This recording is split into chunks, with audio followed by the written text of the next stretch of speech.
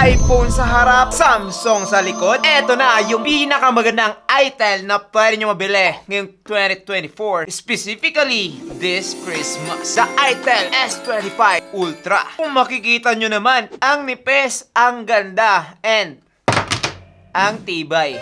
Medyo kinabahan ako dun.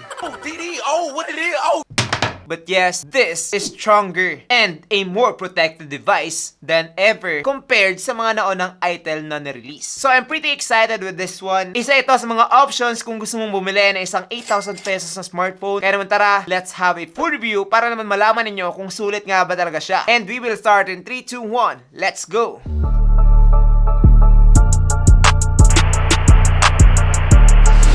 Hey, what's up guys? I'm JP and this is JD TV. Now, let's proceed dito sa kanyang build quality. Etong photo ay merong pinagmamalaki na Titan Shield Protection. That is why matibay talaga yung kanyang pagkakabuild. Hindi na siya matibay pero nakikipagsabayan dito sa pinaka-thin na smartphone in the world. 6.9mm lang po siya. Ang nipis-nipis. So kahit na gumamit tayo ng case dito, manipis pa rin siya. Napakasarap hawakan actually. Now this phone also has IP64 water and dust resistance. Kaya naman guys, kahit na mabasa kayo ng ulan dito, kahit na matalsikan po siya habang naglalaba, nagluluto, or kahit ano pa man, walang problema yan with this phone. As long as hindi mo lang siya masasubmerge talaga, magiging okay na po etong phone na to. Kahit yung mga kape, coke, kahit ano pa yan, kahit anong liquid, hindi masisira kaagad etong phone na to. Sa ibaba, makikita natin dito yung kanyang SIM card tray, which consists 2 SIM card plus 1 SD card. Katabi nito yung kanyang microphone, Type-C port, and speaker grills. Dito naman sa kanyang right side, nakalagay yung kanyang volume rockers and yung kanyang power button. Dito naman sa kanyang left side, wala po tayong makikita. And dito naman sa taas, nakalagay, ay wala. Kala ko meron. Now, pagdating sa kanyang build, meron tayong plastic back and plastic frame dito. And even though it's so thin, meron pa rin po siyang micro SD card. And yung problema lang dito is wala na siyang 3.5mm port. Yun lang. Now, also, wala na rin po yung kanyang fingerprint scanner dito sa side. Andito na po siya sa kanyang display. So, meron ng in-display fingerprint scanner etong phone na to. Now, hindi lang yan guys, meron din po siyang Face ID. That is why nagmumukha talaga siyang iPhone kapag nakaharap. But, curved na iPhone. Meron bang ganon? Wala, di ba? It's better to. Ganun ba yun? Wow naman! Now, yung hindi ko lang talaga ma-explain dito guys is, even though napaka-thin niya, this phone has 5,000 mAh battery. Yes! 5,000 na po siya with 18 watts fast charging. Hindi masyadong fast. Sakto lang. Pero, meron siyang bypass charging. Yes! Let's go! Bypass charging sa halagang below 10,000 pesos. It's amazing! All in all, nagustuhan ko talaga yung design niya dito sa kanya likod. Dahil nga, kung makikita nyo naman, di ba? Parang S25 Ultra. Wala pa palang ganun. Tama naman, di ba? I don't even know. Like, I can't even tell you that. S25 Ultra. Naunahan pa nila sa Samsung, guys. Dahil nga, meron pa silang S24 Ultra. This one, S25 Ultra na.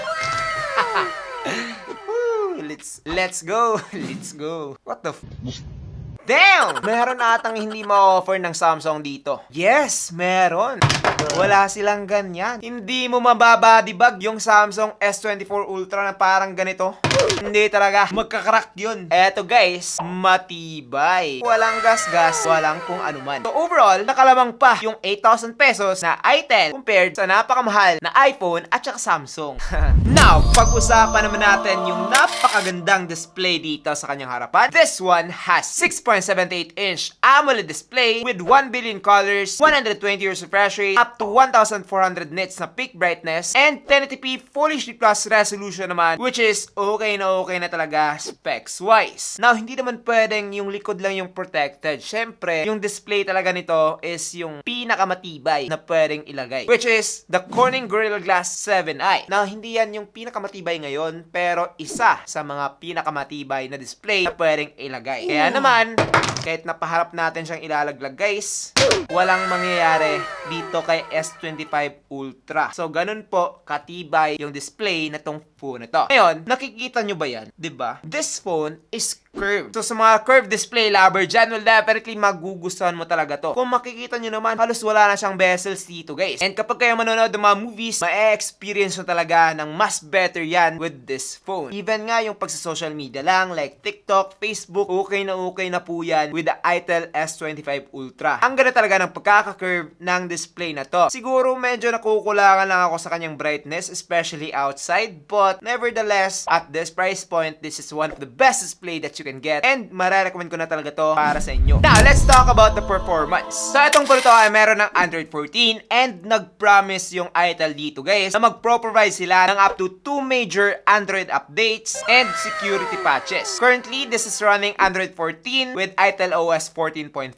and pagdating sa kanyang processor naman, this one has Unisoc T620 12nm processor with octa-core CPU up to 2 GHz and so far sa aking pag-testing dito guys, okay lang po siya. Hindi siya ganun kalakas. Sakto lang. Sa aking Antutu benchmark dito, nakakuha na po siya ng 337,000 and so far when scrolling or ginagamit lang natin siya sa mga normal tasks like social media, text, tawag, konting Facebook dito, konting TikTok doon, smooth naman na etong si ITEL S25 Ultra. Yes, okay na po to para sa mga daily tasks or para sa mga casual user dyan. Pero kapag sa gaming naman guys, yung ma-handle niya lang ng tama dito is yung Mobile Legends and Call of Duty. The rest of the games na mas high graphic intensive pa, well definitely hindi ka magkakaroon ng magandang experience with this phone. So Mobile Legends guys, smooth na po siya, napaka-playable and as you can see, makakapatay pa rin tayo ng kalaban dito and as long as maganda yung internet ninyo, wala rin kayong mapipil dito na lag or frame drops when playing Mobile Legends. Call of Duty naman, ganun din, napaka-playable and maganda talaga yung sound dito since this phone has DTS sound support, kaya naman malakas po siya and dual speaker na rin po siya. Yes, goods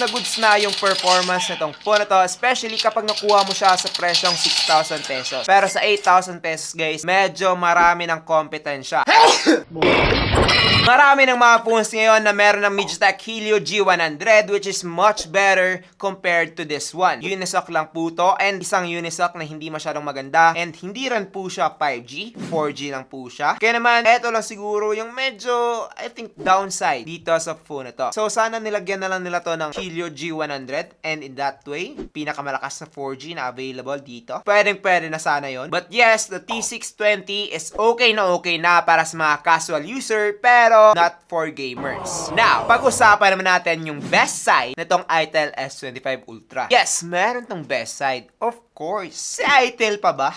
Eto guys, ay pagdating sa kanyang camera. This phone has 50MP main camera and 32MP selfie camera. Now, the back camera looks good. Napaka-natural niya. Maganda yung kanyang color reproduction and perfect na talaga siya. Like legit. Walang halong chemical. Walang halong joke. Real talk lang. Napaka-natural talaga na aking skin tone dito. Maganda rin pang-capture ng mga sceneries and mga things. Dahil nga, saktong-sakto talaga yung kanyang color reproduction. Hindi siya obvious na napaka-contrasty, hindi rin siya napaka-cool, hindi rin siya napaka-warm. Nasa gitna lang talaga siya. Napaka-balance ng camera nitong ITEL S25 Ultra. And now, let's talk about the selfie. As you can see guys, halos nasabi ko dito, parang mas maganda pa yung selfie niya compared sa kanyang back camera. And napaka-rare lang mangyari yan. Hindi natin yan nakikita everyday. Yes, as you can see, napaka-natural, maganda yung aking skin tone dito, kuhang-kuha. And siguro nga, medyo pinapogi pa ako dito, medyo naging fresh. Pero, hindi beautified. Yun yung gusto ko. Yung natural lang na enhancement and walang mga makeup, walang mga ganun. So, kung gusto mong mag-my day ng pogi ka, well, definitely, gamitin mo lang yung kanyang selfie camera and you will be good to go. Ganon kalupet yung selfie camera nito guys. Ultra clear selfie camera talaga. Legit. And I don't want it to be so exaggerated. Pero guys, hindi ko mapigilan yung sarili ko minsan. Kapag nakakita ako ng good product, katulad nito, dahil sobrang ganda ng kanyang camera, mapapasabi na talaga ako ng wow.